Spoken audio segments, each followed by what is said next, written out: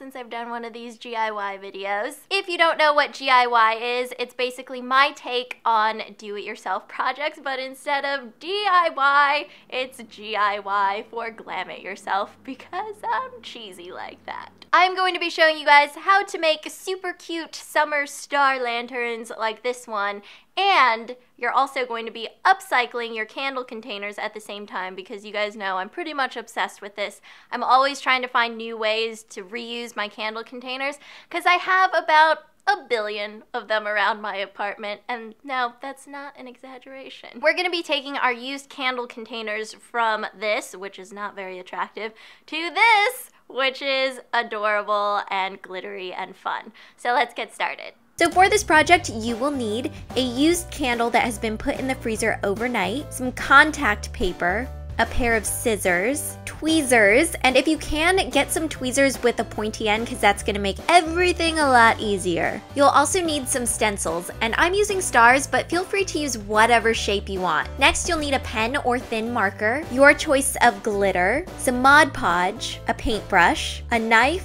a little bit of vinegar, and some cotton pads. Alright, the first thing we're gonna do is get rid of that extra wax at the bottom of the container. When you freeze a candle overnight, the wax hardens, so then you can come in with a knife and just break it all up. It comes out nice and clean, and trust me, it is way easier than trying to do it when it's not frozen. And once all the wax is cleaned out, it's time to get rid of any labels on the container.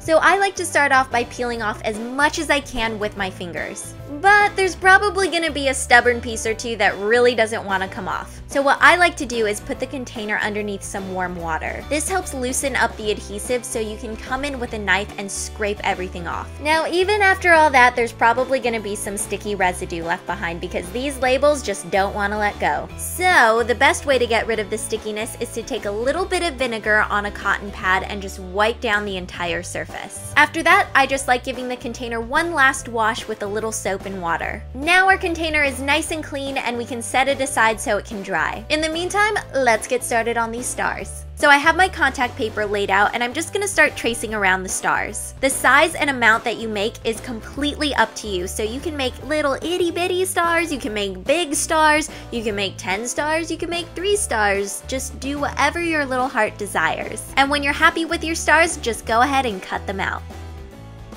The glass container is completely dry now, so I'm going to start peeling away the backing from the stars. Stick the stars on the inside of the container and make sure that you press down so you smooth out any bubbles. Just keep doing that until you're happy with how they're all placed. And this is where the Con-Tact Paper really comes in handy because if you don't like your initial placement, you can easily remove the stars and stick them somewhere else. When you're happy with the placement of your stars, take a little bit of Mod Podge and get it on your brush. Start painting the inside of the container with the Mod Podge and make sure you're creating a nice, thin, even layer. While the Mod Podge is still wet, you want to dump in a bunch of glitter. And don't be shy with this because you can always save the leftover glitter. From here, I just slowly rotate the container so the glitter sticks to the sides. And when you're finished with that, you're gonna be left with a super awesome, super glittery container. Now I know it might be a little hard to leave this alone because it's super pretty, but set this aside for about 30 minutes. This will let the Mod Podge dry a little bit, but not fully, so it's going to be tacky but not runny, and this is the perfect time to remove the stars. So after 30 minutes, you want to come in with your pointy tweezers and carefully start removing the stars. Just really take your time with this part, don't feel the need to rush because you don't want to mess up all the work that you just did. When all the stars have been peeled off, let your container sit overnight so everything can set and dry nicely.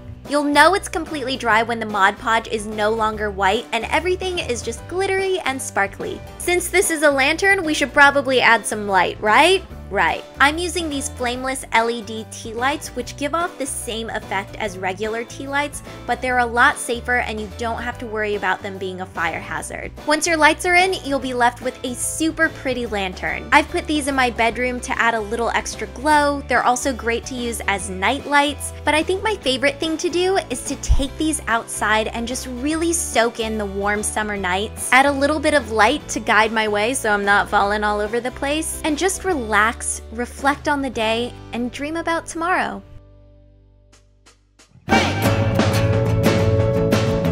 That is gonna be it for today. today, and if you make these summer lanterns yourself, I want to see your photos, so send them to me on Twitter and Instagram using the hashtag GIY so I can find them. And if you'd like to watch more of my videos, I will have my last two linked right here down below. You can just click one of those boxes and it'll take you through the magical YouTube vortex that you guys know so well, straight to that video, and you can watch it. I'm gonna get going now. Don't forget to subscribe for even more of my videos. I hope you guys are having an awesome day. I love you. Goodbye. Peace out.